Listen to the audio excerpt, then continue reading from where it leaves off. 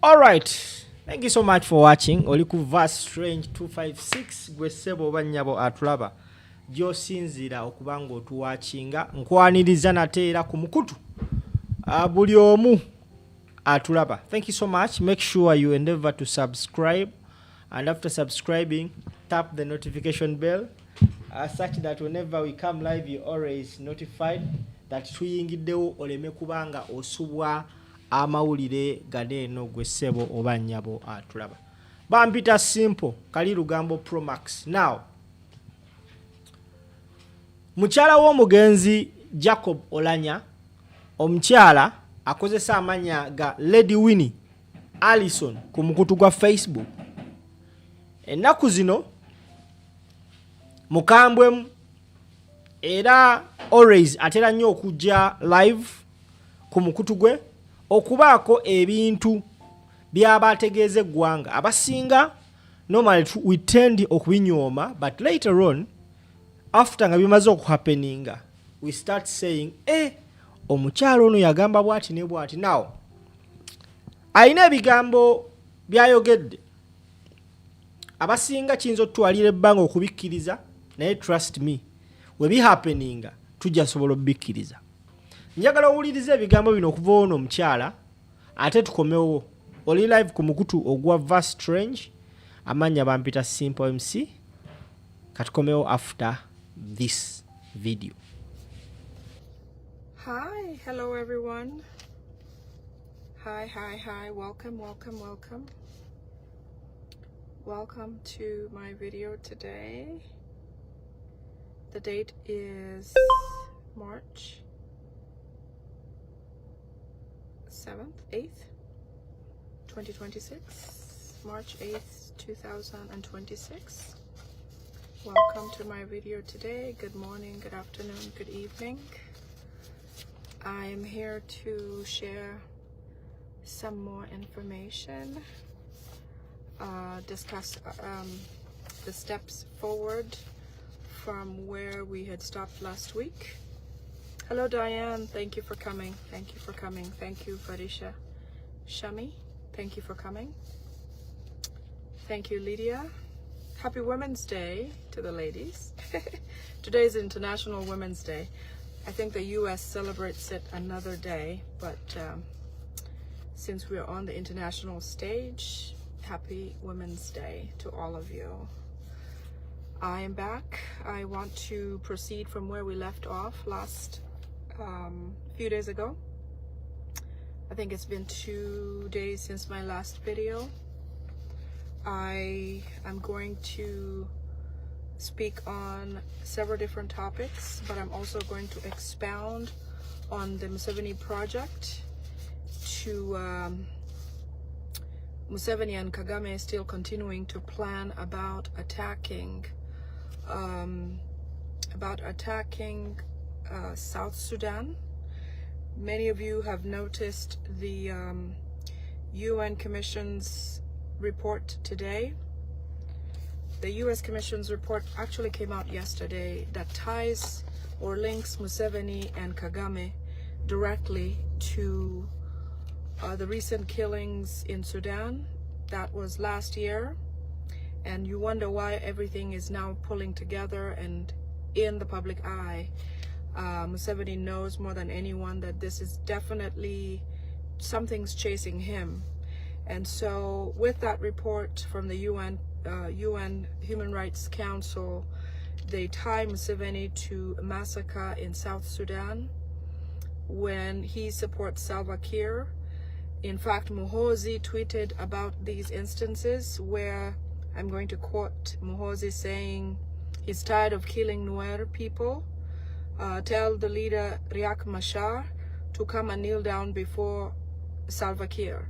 So this clearly, and this tweet was on March 23rd, 2025, last year, about this time. So it's about a year old, where Muhoozi comes out and says, you know, he's tired of killing Nuer and he would like Riek Machar to come and kneel down before Salva Kiir. As you know, I mentioned that the massacre that is planned for parts of northern Uganda, parts of South Sudan and parts of Congo, where the Musevenis and Kagames would like to cut off a piece of that land and make their own republic, or an area that's theirs, where they'll create a monarchy or a government of their own.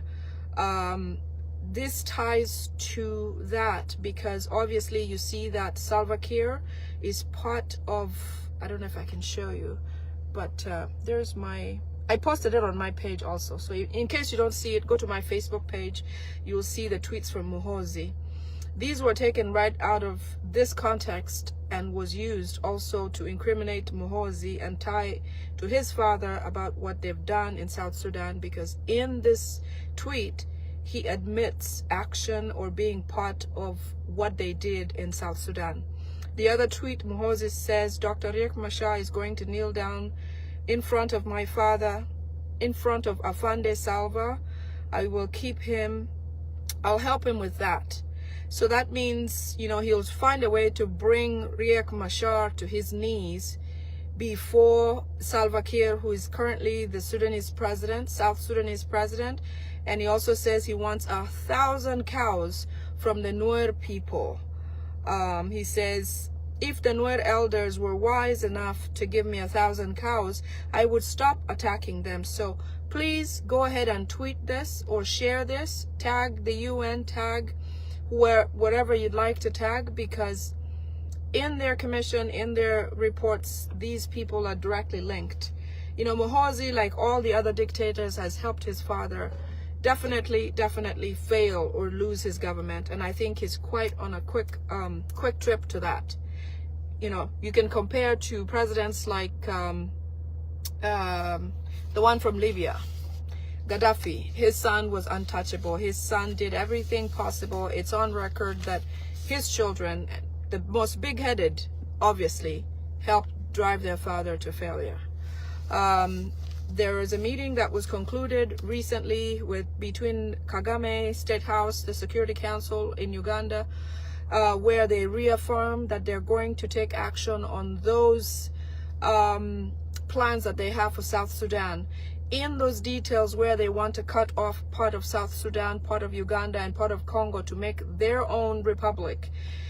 They say that it's going to be a worse genocide, worse killing than Rwanda's 1994 genocide that is documented very, very well. And both parts of northern Uganda and Sudan, that border is going to be closed.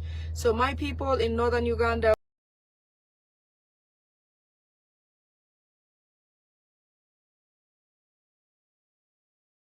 when you see that the Nimule border is closed, just brace yourselves, because it's coming down. That's one of the signs that's going to show that Museveni's attacks, or what they've planned for that region, is then starting to take place. Not to say that it's not happening right now, because they're already killing a lot of people in South Sudan. And the fact that this commission has come out, just imagine how much more is being hidden and not talked about. So be very, very, very watchful for people who live around that area. Ugandans living in South Sudan, I think it's time to exit and try to find other avenues to do business. Many of you go there saying you're going to do business, but I don't know if it's worth it. So their plan is to kill at least 5 million people in South Sudan. Okay? 5 million people they want to kill and clear that land in South Sudan. Part of it, they're going to come down and clear northern Uganda. Acholi people who have already been through 20 years of Museveni war, hoodwinked as the LRA war. Yet again, the Acholi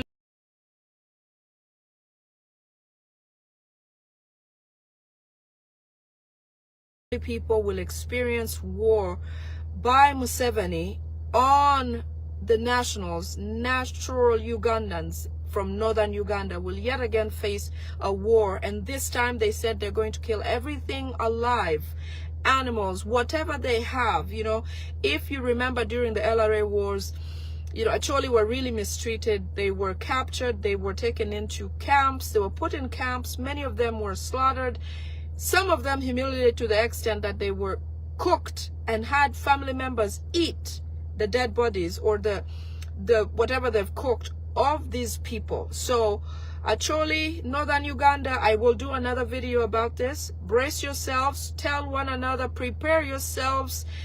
If possible, when you start seeing these signs, do something about it. Document, document, document. I cannot say that enough. Share with people out here. Share with me, because I can get that information where it needs to be. Share and send videos when this starts to happen. So part of that is Museveni is trying to get international organizations to continue to give him aid and money. You know, his government is so broke. He cannot continue to run the government like he used to, because before Museveni was figured out, he would start a war and then pretend to be the one going to rescue.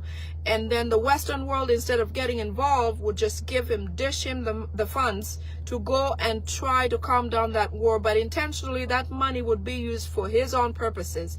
You know, it doesn't make sense why Museveni would try to buy people like the opposition with billions of dollars of shillings, billions of shillings.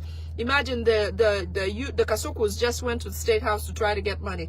Even if he promised them that much, I don't believe that's going to come down the pipeline indeed to them.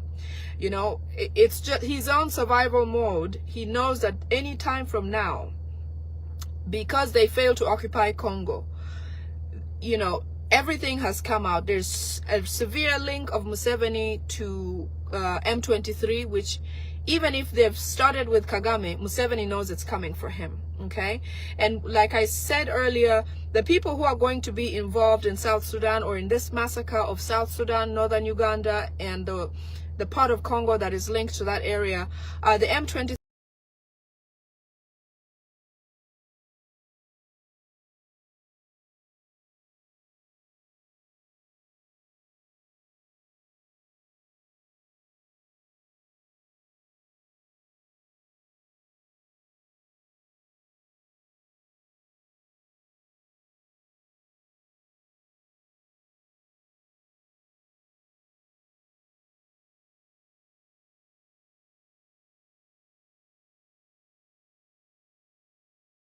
So as much as people were killed in Congo, or there's so many M23s that have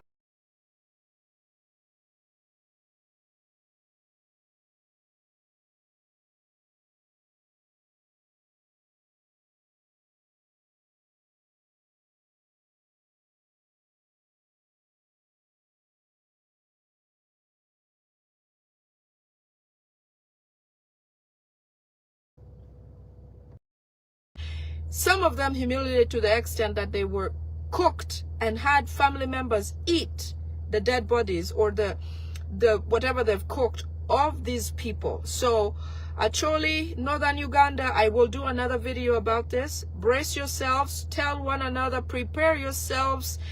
If possible, when you start seeing these signs, do something about it. Document, document, document. I cannot say that enough. Share with people out here. Share with me, because I can get that information where it needs to be. Share and send videos when this starts to happen. So part of that is Museveni is trying to get international organizations to continue to give him aid and money. You know, his government is so broke. He cannot continue to run the government like he used to, because before Museveni was figured out, he would start a war and then pretend to be the one going to rescue. And then the Western world, instead of getting involved, would just dish him the funds to go and try to calm down that war. But intentionally, that money would be used for his own purposes. You know, it doesn't make sense why Museveni would try to buy people like the opposition with billions of dollars of shillings, billions of shillings. Imagine the Kasukus just went to the State House to try to get money. Even if he promised them that much, I don't believe that's going to come down the pipeline indeed to them. You know, it's just his own survival mode. He knows that any time from now, because they failed to occupy Congo, you know, everything has come out. There's a severe link of Museveni to M23, which even if they've started with Kagame, Museveni knows it's coming for him. Okay, and like I said earlier, the people who are going to be involved in South Sudan, or in this massacre of South Sudan, northern Uganda, and the part of Congo that is linked to that area, are the M23 people who were discovered by the US to be linked to Kagame. And obviously now Kagame says they're tied to Uganda, not from Rwanda. So somehow Kagame or Museveni, one of the two is going to take down each other, because in survival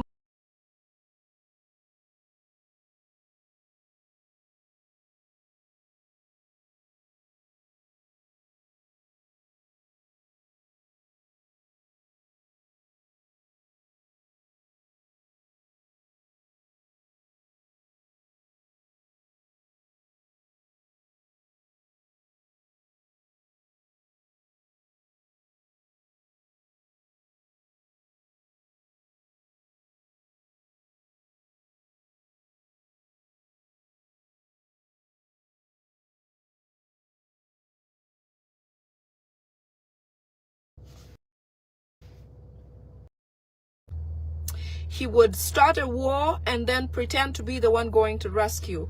And then the Western world, instead of getting involved, would just dish him the funds to go and try to calm down that war. But intentionally, that money would be used for his own purposes.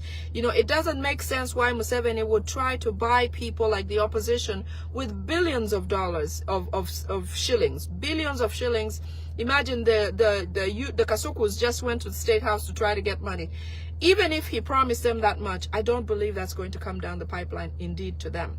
You know, it's just his own survival mode. He knows that any time from now, because they failed to occupy Congo, you know, everything has come out. There's a severe link of Museveni to M23, which even if they've started with Kagame, Museveni knows it's coming for him, okay? And like I said earlier, the people who are going to be involved in South Sudan, or in this massacre of South Sudan, northern Uganda, and the part of Congo that is linked to that area, are the M23 people who were discovered by the US to be linked to Kagame. And obviously now Kagame says they're tied to Uganda, not from Rwanda. So somehow, Kagame or Museveni, one of the two is going to take down each other, because in survival mode, you try to save yourself first. You know, there's a reason why in airplanes, when you're about to take off, the flight attendant comes onto the microphone and says, you know, if something goes wrong, if let's say we must make an emergency landing or something like that, put your oxygen mask on first before you put on for somebody else, because you can't give what you don't have. Kagame is in a mode whereby he must rescue or save himself, despite the fact that they're in relations or somehow are friendly with Museveni. It's about time, because the eyes and microscopes are all focused on him right now. He's also trying to pawn it off on somebody else so he can get some relief. So he has already recorded on microphone, where he says M23 are from Uganda, which means, just like we know that Museveni was the one sustaining M23 in Congo, in the forests. In fact, food that was sent for the Ugandan army, UPDF, was also sent in the forest where they live, where the M23 operated or lived. The same food that was sent by Uganda Airlines. So my phone went up there a little bit. In every occurrence, however bad as it could be, even the LRA war, or the people who experienced the genocides in 1994, even the plane crash that came out of Bangladesh recently, there was a gentleman who survived scotch-free, and he lives to tell everything that happened, or however things happened, as much as he can remember.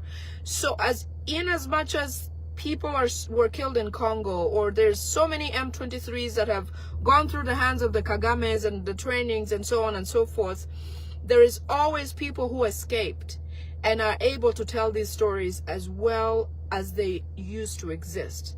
So many people have run away, escaped, gone into different countries, and are now speaking. You know, when the UN Council comes up with a report like this, it's not out of nowhere. It's because they have the resources, and they've gotten every fact possible to back whatever they're claiming or saying has happened. So several M23 defectors actually have been able to speak and given the proper report, despite the fact that they tried to kill, or they did kill, 3 of the main operatives of the M23. There's some who have survived and gotten away and are able to tell these stories quite clearly. Okay. So they're still operational in South Sudan. You know, South Sudan being a country is literally run by Museveni. In the video that was posted by the UN about the atrocities that have been happening there, you can see the UPDF badges on the uniforms that the men are wearing. So even if they deny it, the aircrafts are Ugandan. Okay, the airspaces, there's drones or things that can detect who's moving where. The people on the ground, the army, the trucks, you can tell that they're Ugandan. So they can deny all they want. Obviously, the son from somewhere is speaking and telling all kinds of things. He thinks he's bragging, but now we're able to link the two and tie them together. Okay. So the President Salva Kiir is in this thing where Museveni is going to attack Uganda and South Sudan. He has given up. He has given his people up to be destroyed by Museveni, and that's what Museveni and the Kagames want. Because they can't get Congo, they now want to come and get this area of northern Uganda, South Sudan, and part of Congo. So tweet that, share that with the international community, because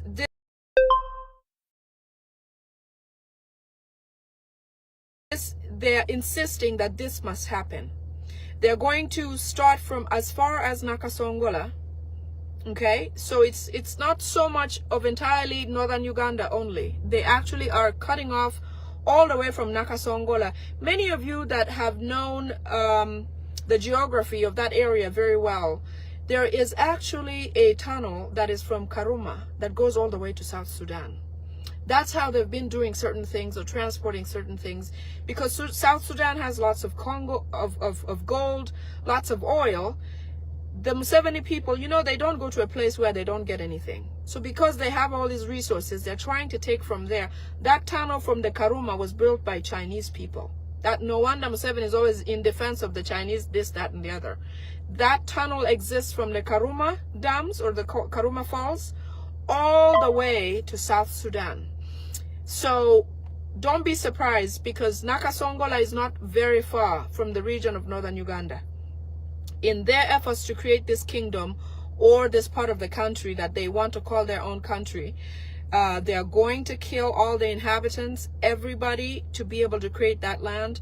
In fact, there's documentation that a lot of South Sudanese animals or cows or cattle are disappearing. Same thing happened in northern Uganda. They lost just about every animal. Even if Museveni, you know, claims he's going to compensate them for the losses, he's not. Museveni is the right hand and the left hand. He took the cattle purposely, and that's why his people, the Rwandese people, now own almost 90% of all the cattle in Uganda, because they took it from the people, because when they came, they were refugees with nothing.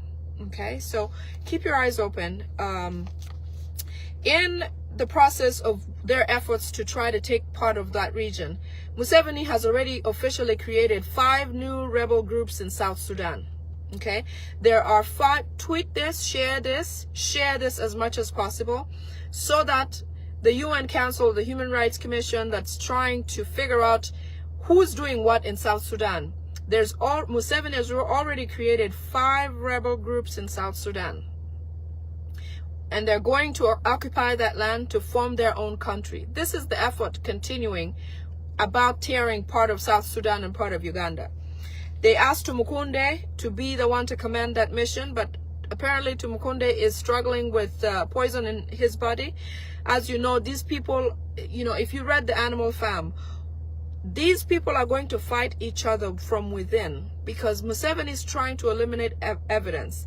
So are the people that are involved in this government. Somehow Kagame is going to take down Museveni, or Museveni is going to take down Kagame.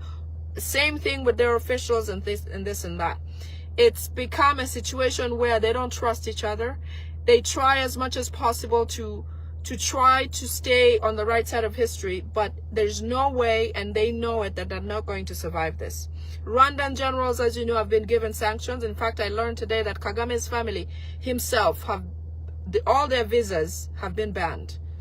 They can no longer travel to the US and other of the Western countries, because, as you know, one country puts a sanction, all of the Western world will follow, instead of having each one do their own thing. So that is it about the South Sudan part of the podcast today. The next thing is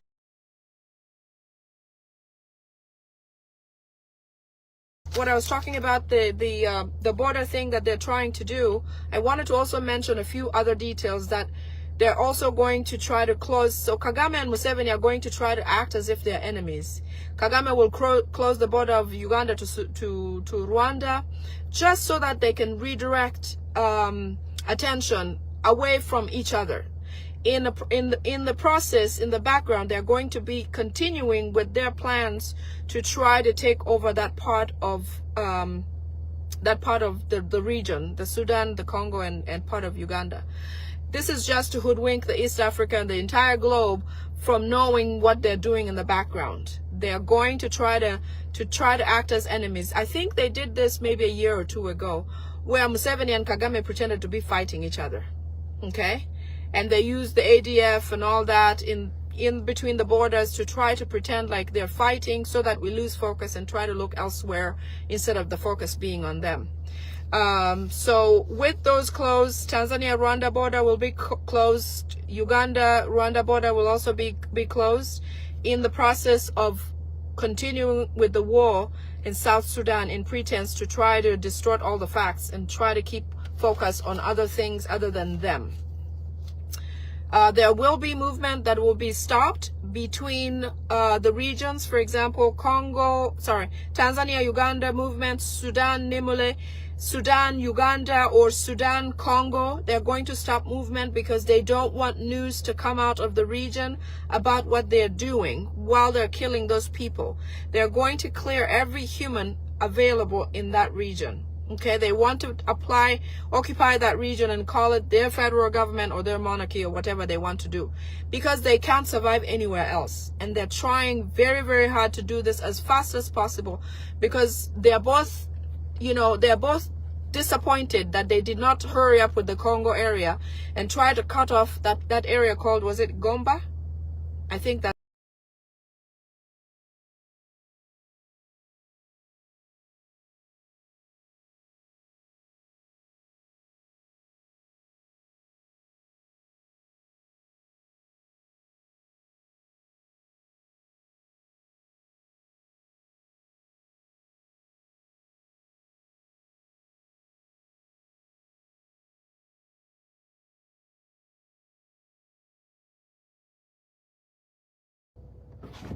Hello. He has tried to get involved with the Iran war, obviously.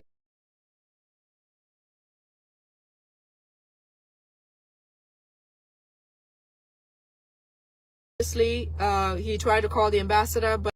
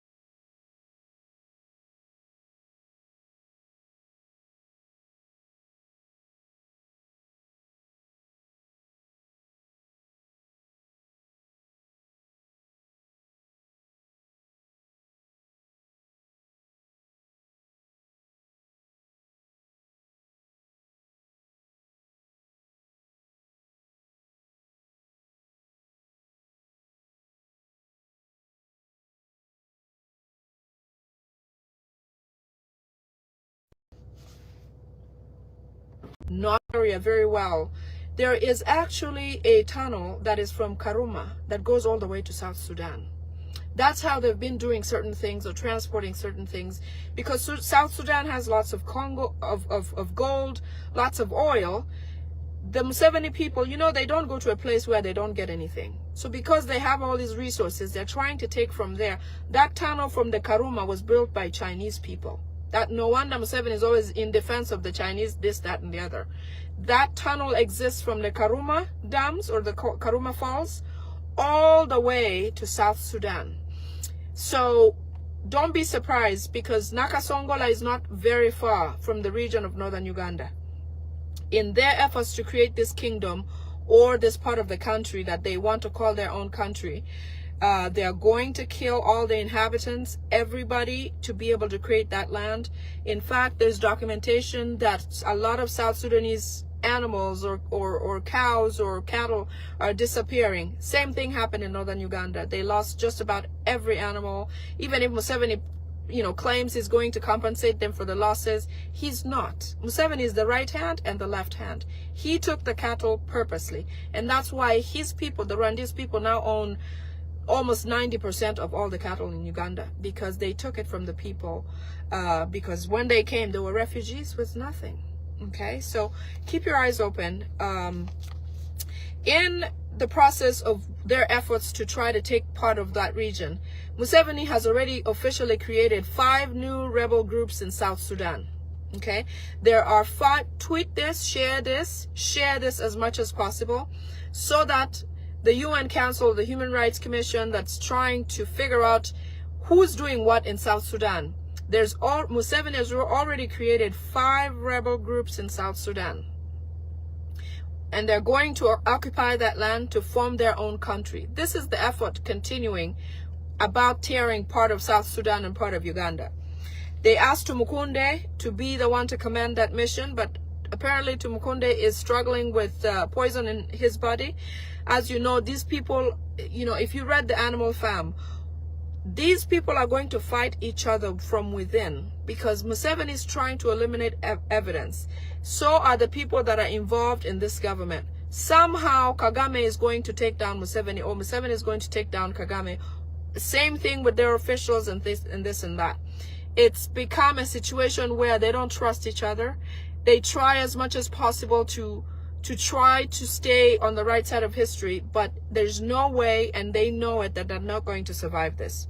Rwandan generals, as you know, have been given sanctions. In fact, I learned today that Kagame's family himself all their visas have been banned. They can no longer travel to the US and other of the Western countries, because, as you know, one country puts a sanction, all of the Western world will follow, instead of having each one do their own thing. So that is it about the South Sudan part of the podcast today. The next thing is what I was talking about, the border thing that they're trying to do. I wanted to also mention a few other details that they're also going to try to close. So Kagame and Museveni are going to try to act as if they're enemies. Kagame will close the border of Uganda to Rwanda, just so that they can redirect attention away from each other. In the process, in the background, they're going to be continuing with their plans to try to take over that part of the region, the Sudan, the Congo, and part of Uganda. This is just to hoodwink the East Africa and the entire globe from knowing what they're doing in the background. They are going to try to act as enemies. I think they did this maybe a year or two ago, where Museveni and Kagame pretended to be fighting each other. Okay? And they used the ADF and all that in between the borders to try to pretend like they're fighting, so that we lose focus and try to look elsewhere instead of the focus being on them. So with those closed, Tanzania-Rwanda border will be closed. Uganda-Rwanda border will also be closed, in the process of continuing with the war in South Sudan, in pretense to try to distort all the facts and try to keep focus on other things other than them. There will be movement that will be stopped between the regions. For example, Tanzania, Uganda movement, Sudan, Nimule, Sudan, Uganda, or Sudan, Congo. They're going to stop movement because they don't want news to come out of the region about what they're doing while they're killing those people. They're going to clear every human available in that region. Okay, they want to occupy that region and call it their federal government or their monarchy or whatever they want to do, because they can't survive anywhere else. And they're trying very, very hard to do this as fast as possible, because they're both disappointed that they did not hurry up with the Congo area and try to cut off that area called, was it Gomba? I think that's what it's called. The area they tried to cut off from Congo that took so long and they ended up losing. So they're going to hurry up and continue doing this. They will close the Nimule border. The Nimule border is the one that separates northern Uganda and part of South Sudan. They will close that as they continue doing their operations. Museveni wants a bargaining chip with America. You know, every war that had been started in the region, somehow he was contacted by the U.S. to be able to just, you know, finish it and do what they do with it and be done with it. This time, he has tried to get involved with the Iran war. Obviously, he tried to call the ambassador, but the ambassador said, this is not a guerrilla war. This is not a war on land. This is missiles and tech and superheroes or superpowers fighting each other. So it's not what you're used to, like you do in Somalia and everywhere else. And even then, the rest of the world has discovered what really Museveni is. They wouldn't trust him anymore with any of these big major events that are going on. But even in Iraq, he sent people. Even during the other wars, he did. And that's because he wasn't in their good books, but not anymore because he's been exposed quite a bit. Okay, and they've ignored him fully from trying to get in that. Museveni is ashamed of being rejected by the U.S. and his involvement and everything is being ignored. He has not been recognized. He feels like Trump or the president of the United States is really not on his side, because it used to be that Museveni was praised heavily for being a peacekeeper in the region, for being somebody who can be used if there's war somewhere, like in Sudan, in Somalia. He was there for many, many, many years. Soldiers who are part of that war will tell you that, you know, all of the reasons that they were sent there were all the wrong reasons. They were used to fight wars that they didn't even have to fight. They were, even when they were paid, they were supposed to be paid certain amounts. They never got what they were supposed to be paid. Wazalendo is a whole different can of worms, you know. All the money that was paid for those wars to Museveni government was used by him and his people instead of being used or paid to the soldiers. So the soldiers who went out on those high ticket items never got the pay that they deserved. So there's a lot of proof out there for those who have defected and have a lot to say about what happened during that. So Museveni expects to continue by trying to get on the good graces with the U.S., but it is not working. And he's struggling with that because he needs some kind of aid. Sorry about that. Something happened. He's also very fearful that any time now he could be removed from power. He suspects the Maduro incident to happen to him. And if not, he knows it's coming somehow. It may be different. And with Bobby Wine still being on the loose, he's super, super scared. He's very, very scared. Everyone now fears to be in office with Museveni, you know, because every time he's meeting with them, he's afraid of who's going to share information. He wonders how we get all of this information. And he's afraid that somehow somebody's leaking this information because he has no secrets anymore. To the extent that he has cousins who he has labeled his own cousins. You know, nobody has heard of Museveni punishing his own people. We have never heard of Rwandese, you know, going through what Ugandans typically go through. But in all, you know, because he's so afraid of how come all these facts are getting out of the country, he has now garnered all of his fight, his anger towards his family members. And apparently there's 4 cousins that are in target of what he's trying to do to try to reduce the amount of information that is getting out here and there. He has invited all his people, I understand, and is blaming them for trying or leaking information or betraying him because he feels like they're not on his side or working with him. He has invited them and asked them if he does not swear in, what do they expect to happen to them? Because what he believes is that they should pay allegiance to him continuously, but he doesn't feel it because in as much as Museveni was very good about protecting himself, this time around, he feels very unsafe. He feels very exposed. He feels like he's worried that some people, even his own family members, are on the side of the enemy, which his enemy at this point is obviously Kyagulanyi Ssentamu and the rest of the world, the Western world especially. Museveni has discussed with government workers and possibly cutting on the government the responsibilities of those workers, or cutting people from offices because he doesn't have the funds to pay them. In fact, several government workers are not going to receive salaries because the national debt is so high, and he has a huge debt that he borrowed from China that must get paid in order for China to stay an ally of his. He's worried about hello John. Jonna, something is jumping a little bit here. Can you see me? Are you guys there? I think so. I hope so. I hope so.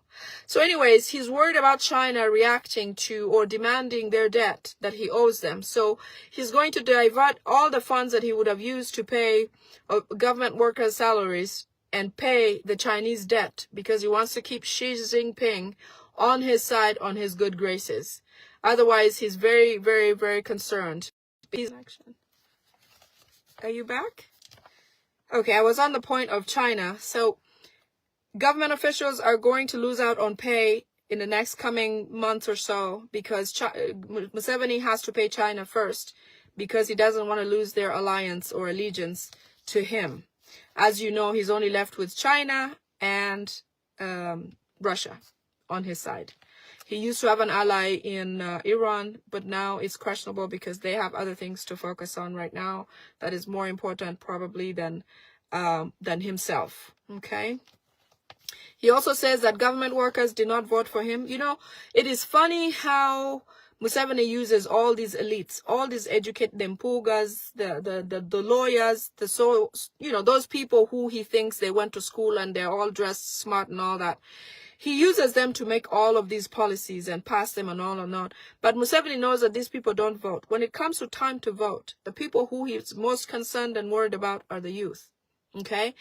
It is no wonder his efforts are to try every possible way, using the Damuliras and Kaihuras, to try to dehumanize. If you see the types of people that he has on the UN human rights reports, it's mostly the youth who have suffered the most. They're the ones abducted, they're the ones in prisons, they're the ones who he's chasing, constantly trying to arrest. So Museveni knows that these people actually don't vote, and they never voted for him. So he doesn't care if he doesn't pay them or doesn't make enough to pay them. And so they're going to have to face it on their own, to dance to their own music, because he says they don't pay, they don't vote, they sit around and just take money, and they will, this time they're going to try to suffer for what they did during the elections by not voting for him. Okay. Next, we're moving on.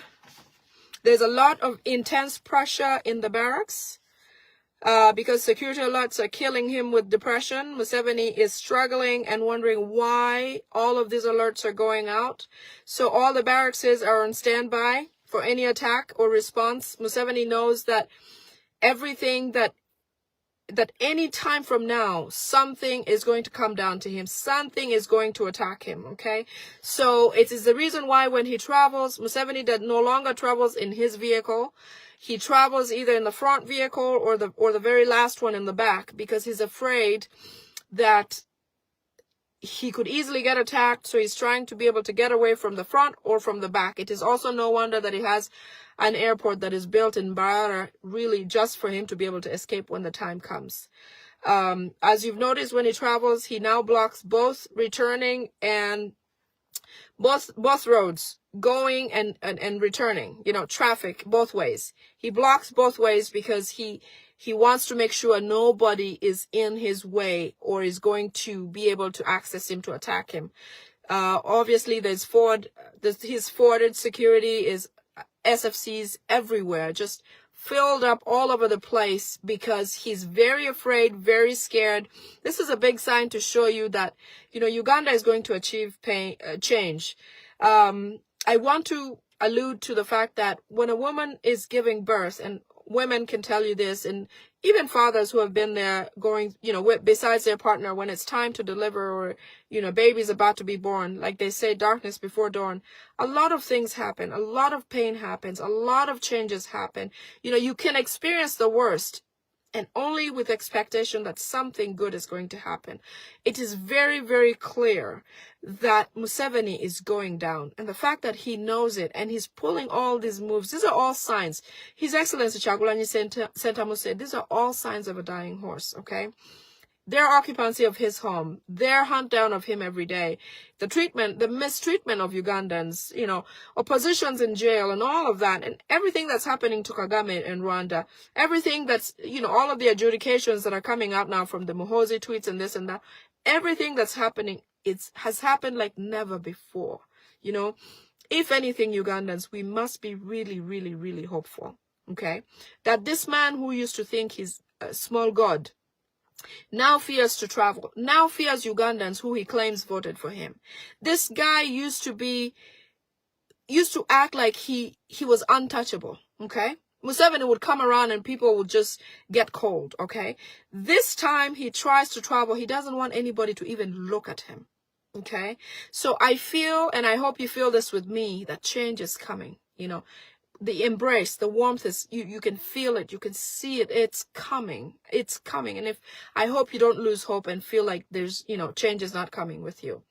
But stick with this. I feel like it's coming, okay? All the army and police have been stopped from moving around at night, even in their barracks, because remember, I told you last couple of days that he has brought SFCs into the barracks to try to guard the army that is in the military barracks, are now guarded by other army, because even he doesn't trust that his own army will protect him when the time comes, okay? He has lost control of everything. He's very untrusting of everything and everybody, okay?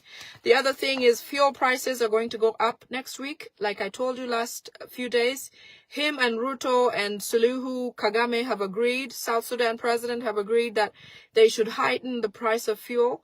They want it to look uniform, even though this is Museveni's interest to try to get more money in his hands. They have agreed to uniformly increase oil prices, claiming that the war in Iran is causing it. We have sufficient oil, we have sufficient reserves, but obviously he wants to do this so that he can get money in his pocket. Next thing is about Balaam. As you know, Balaam is used by Museveni a lot. He's the minister of something about youth and children. But he's being used quite a bit. And during the campaigns, he was given, I understand, a lot of money, about 70 billion Uganda shillings for the campaign. And Museveni feels like he has not even touched that money because none of the efforts that were promised have been delivered.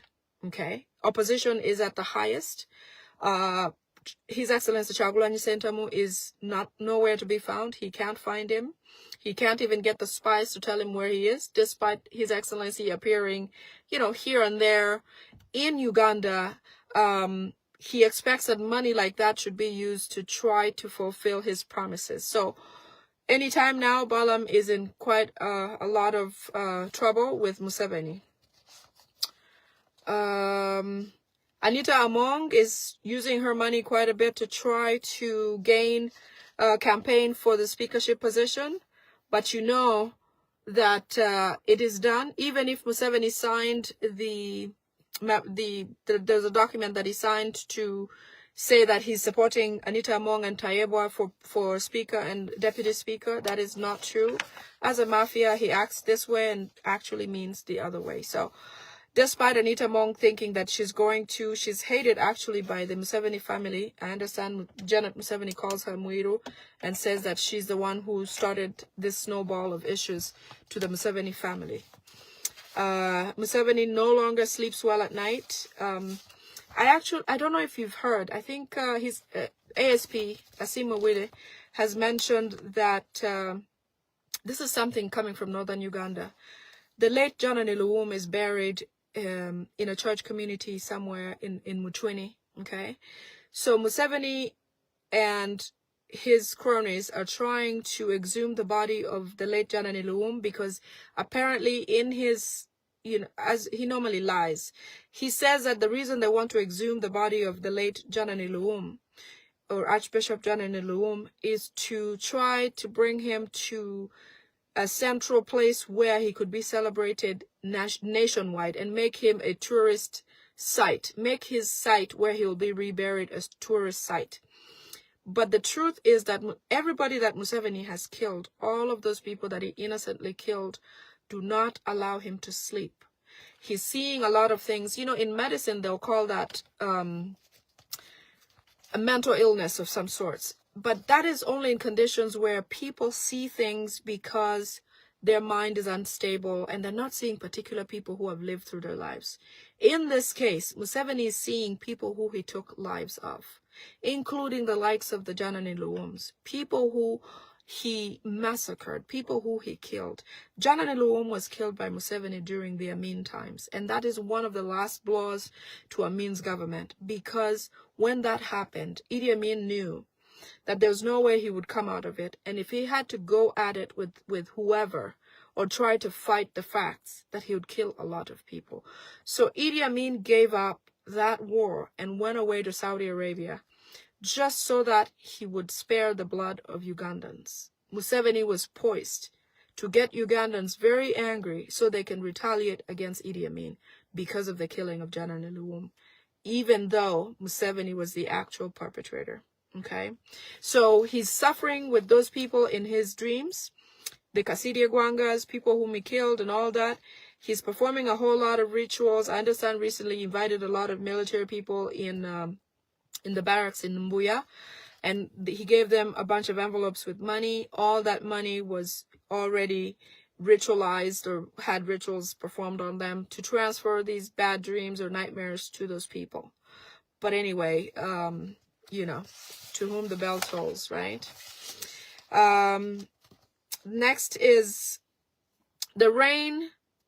Speaking of witchcraft, the rains that continuously are happening in Uganda were warned of Museveni by some of the witch doctors he has visited or have come to see him and try to fortune tell for him. And also, when there's a story that I remember, when there was a pastor who came to Uganda, and she came on a mission to pray for the Museveni family. They did it at Kololo. It was a huge deal.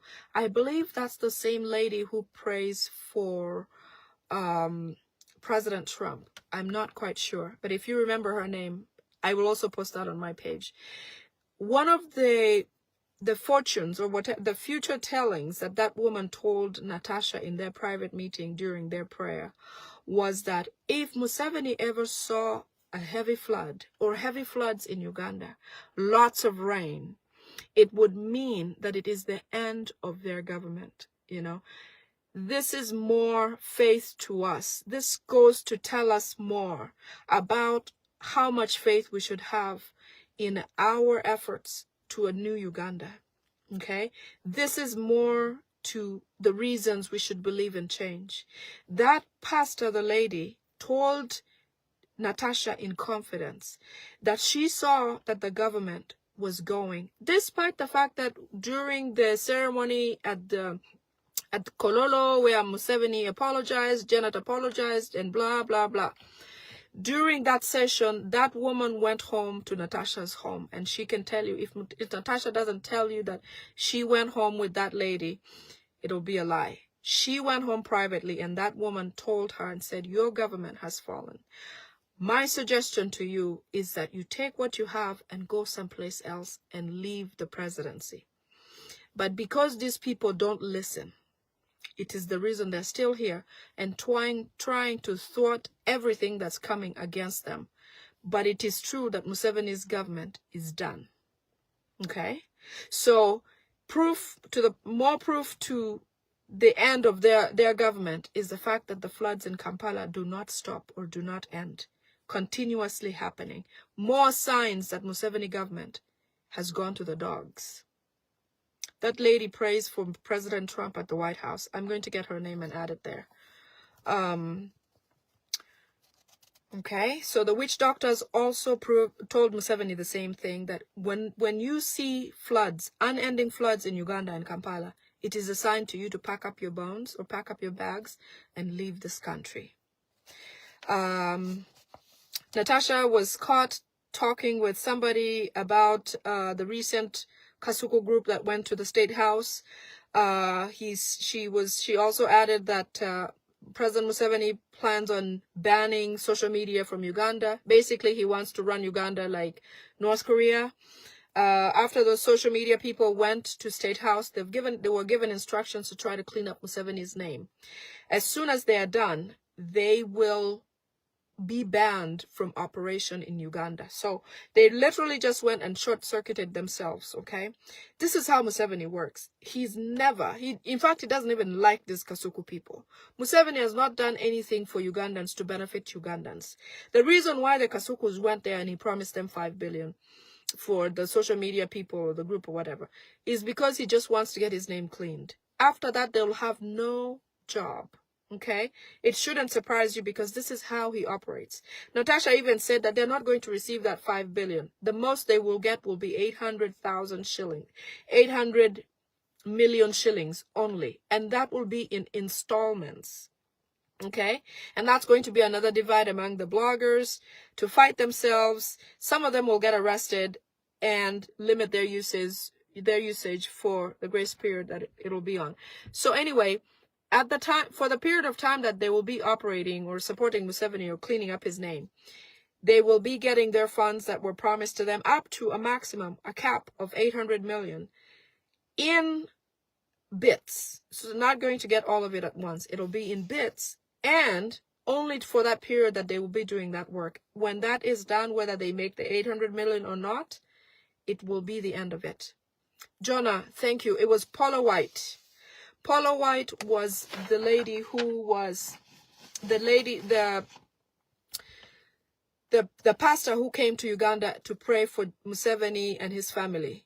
Paula White was the one who told Natasha in private that their government was done and that if they saw a flood in the city or in Kampala or in Uganda, a heavy flood, it would mean that it is the end and it's washing away whatever they have left called Uganda or the presidency. Okay.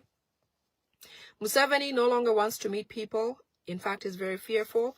Also, people that used to meet him on a regular basis also no longer want to meet him because he has become very irate. He's very disturbed. He's very scared. He doesn't know who's on his side and who isn't. And so he feels like whoever is coming to meet with him is a spy. And he's irately calling on the police and the military to go and pick up people. And he is officially a dictator and operating as one. They're capturing people all of a sudden to come and explain things that they don't even know about because he's afraid and worried and labeling people for what they've done, whether they've done it or not. Many, many, many officials of the government are in Kasenyi torture chambers because he feels like he needs to pull from them who is doing what, who's telling all of the secrets from State House. So in efforts to do that, many arrests are happening randomly. You don't even have to know what crime you committed or why or when. They just pick you up and you disappear, and that's the end of the story, okay? I understand Gashumba and Sheila, the daughter, have been under very fearful circumstances lately because they have been in the mafia scene for a while. They've done a few things, and so the Gashumba with his, he talks quite a bit. He's always insulting so and so and the other. He's been in hiding, and some people they're said to be looking for them to try to do something to them. So Sheila Gashumba and her father, they really officially don't have any jobs. All they do is try to promote the activities of the stale government, like organ sales. Internal organ sales are the business that these people are involved in. Yes, Agnes, thank you so much. It is Paula White. That's what Paula White told them, the Museveni people, okay? I told you about Museveni being very fearful that he travels in the first car or the last car because he's afraid of anything happening to him. The state has been, okay. There's going to be a new state movement that is organized by the Museveni people. What Museveni is trying to do is come back in Ugandans' hearts, because they used to love him quite a bit. You know, when he calls himself Jaja, he thinks that we should all try to believe like we know our judges behave towards us, like they love us, they care for us. So there is a movement that he has created that the military and the police are aware of.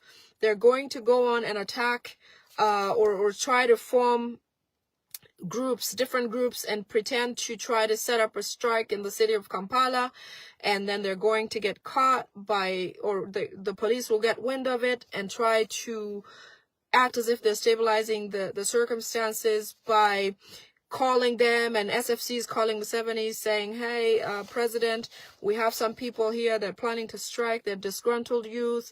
Could you please meet with them and talk with them? So Museveni will meet them and meet them on live TV to try to show to the rest of Ugandans that he's still on the Ugandans or Ugandan people's side. But look out for that, because it's going to be fake. If Museveni can keep people like Eddie Mutwe, Waiswa Mufumbiro, Akirewo Chivumbi, and the whole, in fact, yesterday he arrested the whole electoral committee of, what do they call them? The elections, I'll get to that. If Museveni can arrest, detain, and maintain people like the opposition youth, like the Eddie Mutwes, for close to 8 months, it's coming to a year, for a crime they never committed or intended to commit, just because they support or protect or were bodyguards of His Excellency Kyagulanyi Ssentamu. Any Ugandan youth who believes that Museveni is on their side has lost their mind. Okay? Don't believe it. He's just trying to act as if he's harmonizing things. He's afraid that during the swearing-in ceremony, he doesn't want to have any disgruntled youths. He's trying to calm circumstances around everywhere to try to look like everything is calm, like he is legitimately chosen to be the president of Uganda. But we all know that Museveni stole His Excellency Kyagulanyi Ssentamu's vote, and he's not the legitimate president of Uganda, okay? There's a new religion that is coming up that apparently he's going to craft. Museveni is going to craft a whole new religion to try to divert attention from His Excellency Kyagulanyi Ssentamu. It's going to come up with extremely weird and ridiculous beliefs that will throw everybody off just because he wants to divert attention from people trying to convene to try to stop his swearing-in ceremony, because he still thinks he's going to swear in. But many suspect that we won't even arrive at a swearing-in before this government is over and gone. Museveni himself knows that. So in all efforts to try to create diversion, he's going to come up with some ridiculous religion. I heard that something that's in the media today, which I'll get to, is about him suggesting that Sharia law or the law of Islam be the constitution officially instead of the constitution that we currently have in Uganda. There's no country that operates on both.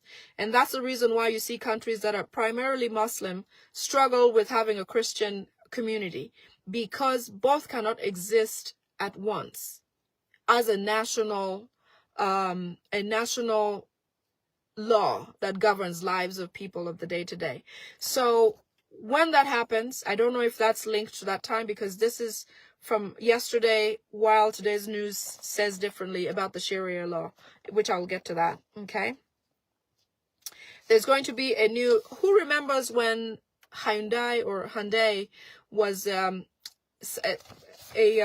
prize-winning activity in Uganda, whereby people who had certain skills, or people who, it was sort of like a lottery, okay? Something like a lottery is coming to Uganda, obviously set up by Museveni.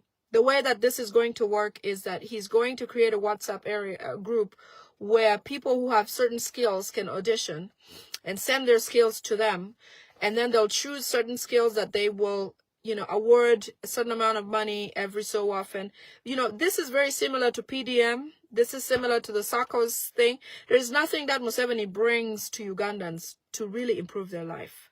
This is going to be one of those things where people are going to be cheated You know, they may even ask for your money before you sign up for it. Eventually, you'll get frustrated, or this is only to divert attention from having youth focus on trying to fight for their win. Okay? We are effortlessly trying to win our presidency, which we already did, and Museveni took away. We're trying to instill our presidency, and so we don't want any distractions from Museveni and all of that. Okay? All of Museveni's diaspora apologists are not answering his phones. He's calling them. I understand yesterday he placed about 5 phone calls to the different apologists that he has, including obviously the lobbyists that he has. People are not responding to him. They're not answering his calls. At this time, at this point, Museveni is not anyone that anybody wants to associate with or be known to associate with, because you hang out with Museveni or you spend time or associate with Museveni at your own risk, because you are easily able to be pinned to his efforts in whatever else that we're reporting to the EU or the UN or all those international bodies like the human rights UNHCR. He made 5 calls to his spies. They did not respond. And so he's very, very frustrated because he feels betrayed. Museveni feels betrayed by the Rwandese community. He's betrayed by his own family. He's betrayed by the government that he put together, the people that he pulled into his government. He's betrayed by the military. He's betrayed by the police. He's betrayed by people who he has supported. He's betrayed by even people who Museveni sent abroad on scholarships and awarded them positions, ambassadorial positions. He's betrayed by. Okay? People like the Mpugas, Museveni invested quite a bit of money in. He feels betrayed because recently he called Mpuga and asked him if he can help him try to find out where Bobby Wine is using his party and whatever the case might be. And Mpuga said, you know, man, I am the most hated person in Uganda at this point. In fact, he says, when you swear in, if you do, get me an ambassadorial position, let me leave the country. You know, so Museveni has failed to register legitimacy anywhere abroad or in Uganda or even to the neighboring countries, to the countries that he thought he was fair and square with. Suluhu says, you know what, I have a lot of headache. I cannot take on your headache as well. Let me try to fight mine as you fight yours, okay? Because there is a report that has been submitted to the Commonwealth that includes what Suluhu did during the elections last year, during her presidential elections. As you know, she swore herself in. She claims she won by 95%. That's obviously not true. Several people were killed, more than was documented by her government. But there was raw footage everywhere that was sent out, that was fed to different organizations. In fact, the journalist from Kenya was one of the people who collected a lot of documentaries or reports from local Tanzanians and were able to compile a report. And so they came up with a resolution that this report has to be paid attention to and quickly so that Tanzania can get some relief. Same thing with Uganda. Even though he thinks that the US and other countries are focused on Iran war is just between a few countries. It doesn't stop the other countries in the West, like the EU or the ICC, from performing what they're supposed to be doing. A lot of reports are coming out. That one about Sudan was only in March last year. It's already on the front end. It links Museveni to it. Kagame, obviously, M23, he's throwing that at Museveni. So when something does come down at Museveni, it'll be final. You know, and so they're working towards it. So let's all continue to work and see what we can do to get some relief for our country.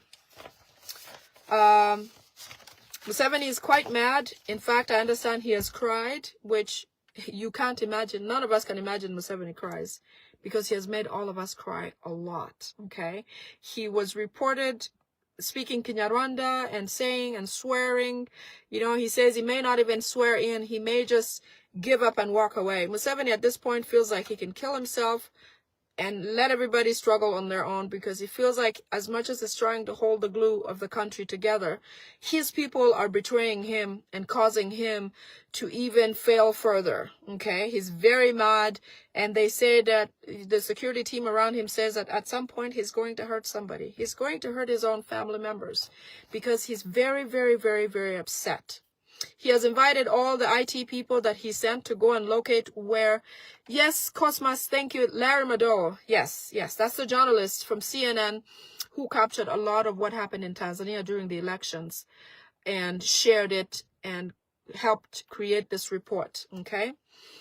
Museveni has invited all the IT specialists who he asked to go and find Lumbuye and ASP, Asima Willie Bible and Politics.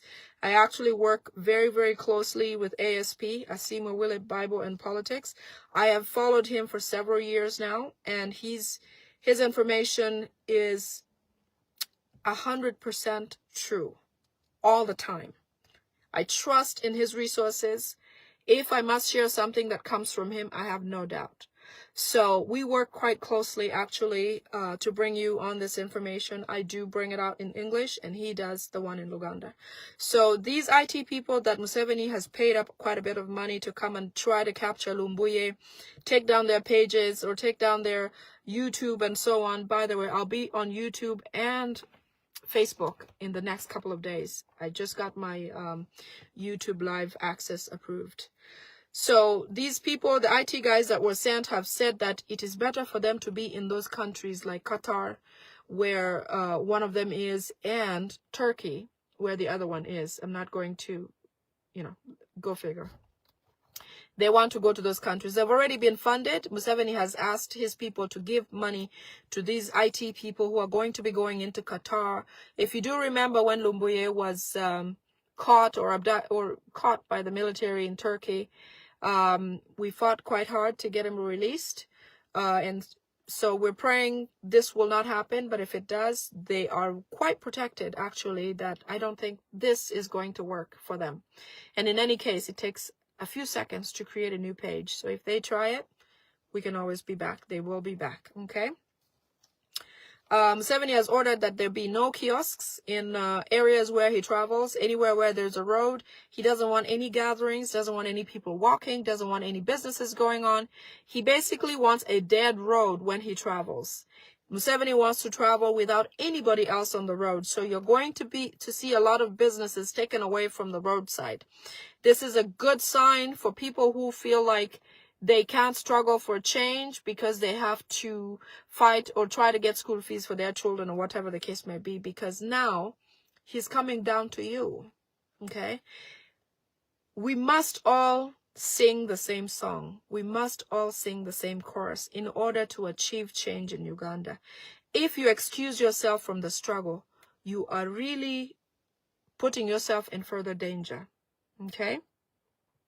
M23s are already in Sudan. They're on the ground. They're stealing cows and killing people. Seriously. Okay? Remember when I said they're going to take part of Sudan, take part of Uganda, and take part of Congo? The report from today, March 8th, states that the M23 people who we talked about coming into Sudan and try to close the border and come into northern Uganda and kill people as well, they are already doing that in South Sudan. Okay, so the war has already started. In fact, at the time that this was in the works, Balaam Barugahara, who is the Minister of Youth or something like that, and Children, he has a radio station in South Sudan where his goal to be there is to hoodwink or share false information, divert people from attention from what's going on, and try to de-escalate if in case there is any news or media about what's happening, the killings of local South Sudanese begins to come out in the media. His news is supposed to be the one that is only listened to. That means they're going to suppress other media. SS24 was able to come up with that news, but it is a struggle because Salva Kiir is on the side of Museveni, and the radio station that is the loudest in Sudan, or the mainstream radio, is Balaam Barugahara's radio. He's quite actively in South Sudan, and his media and radio is the one leading with misleading information to divert South Sudanese from listening to what is truly happening to them. There was a celebration of New Vision, 40 years. It was arranged by Museveni, but because Museveni no longer, he fears for having people know that he's going to be in a certain place because most people won't show up. He decided to fund and prepare for this event, but was not able to turn up because of the floods in Kampala. This celebration was supposed to be where Museveni will appear for a picture so that he looks like he's legitimate, and that he is loved by Ugandans. This was one of the photo op opportunities, but it never happened because of the floods that happened in the city, in Uganda. Okay. They were also supposed to switch off electricity at some point if that event was to go on as planned for Museveni, but it never did. So thank goodness he did not attend, because his goal is to look legitimate and look like he is elected by Ugandans and for Ugandans. There is a lady who's called Namale. She's in the U.S. military. I feel like some of the things that she's doing are not acceptable to be done in U.S. uniform. I'm going to find out. Apparently, she's Museveni's, she's a state agent that is employed or hired by Museveni to come and try to... First of all, I don't think this is possible. You know, many countries can be whatever they want, you know, in their leaderships and all of that. But in a country, a first world like the United States, whatever this Namale person was sent to do, cannot do, period. This is not a playfield where officials make decisions or influence decisions from just a relationship with somebody, or because you look a certain way. You know, the way they push their around these women, it doesn't happen here this way. So in as much as they're trying to do this like they do it locally in Uganda, it's not going to work. So she's apparently a spy that's sent by Museveni, and Museveni has sent quite a few of these on scholarships to come into the U.S. and also promote them to get them into the U.S. military and all of that, to try to destabilize the U.S. military and police. I say sorry because I don't think this can happen, but I'm also going to get this where it should be, okay? I'm going to send this information to where it should be and have some of the officials look into these individuals and see what they can do about them. But I highly doubt she has that much influence, this Namale person, because I watched a video where she was dancing a certain way inappropriately in a U.S. military uniform. You know, if you're going to do certain things, you're not supposed to be in U.S. military uniform. That in itself is a good report to share with whoever her commander is to get her in some big trouble. So I say we don't worry about that, but you never know. Kagame, I understand, has had sanctions against his family, his government, and obviously some Rwandese nationals. You have seen all these. It's not a surprise. This message goes on to Buganda. Anybody with relations or access to Owechitibwa Daniel Mulika. He's a very outspoken, respectable Buganda former Katikiro. I understand Museveni and Mayiga want to get rid of him through an assassination of some sort. So please, if you have access to Mr. or Owechitibwa Dani Mulika, ask him to avoid interviews. I understand he could be poisoned through microphones or speakers or whatever they'll use to interview him, or even the people interviewing him could have other means to act on what they've been sent to do by Museveni. Okay? Museveni is thinking about speaking to opposition bloggers personally. I understand he wants to make phone calls to individual bloggers such as Peng Peng and talk to them and try to convince them to not be against him. So I'm calling them opposition leaders because they normally speak against Museveni. Okay? He made a reference to speaking to Peng Peng. We'll see how far that goes. So if we see him change his language, then you might know that it's possible he has done that. With the floods in Kampala, as you know, Ham Chigundu is Museveni's agent. He owns or acts as the owner of certain assets that are Museveni's in exchange for deals to do certain things for Museveni. One of them was to try to create a better water diversion in Kampala so that the floods would not rise again. But apparently with the floods that happened yesterday, Museveni is very upset. Museveni has labeled Ham Chigundu as an enemy because when he paid him to go, and I understand he was paid fully, to give this funds to the engineers who are fixing the water system in that area that flooded, he did not pay them. So Museveni feels like Ham is sabotaging him in his government, so he has labeled him an enemy, and he has asked him with a lot of anger to make sure that he fixes. Sorry about that. I think I lost my connection. Take off. Anyways, I was talking about Ham Chigundu. Museveni blames him for causing the floods in Kampala because he was paid to be able to stop the flooding or prepare in better ways for the floods.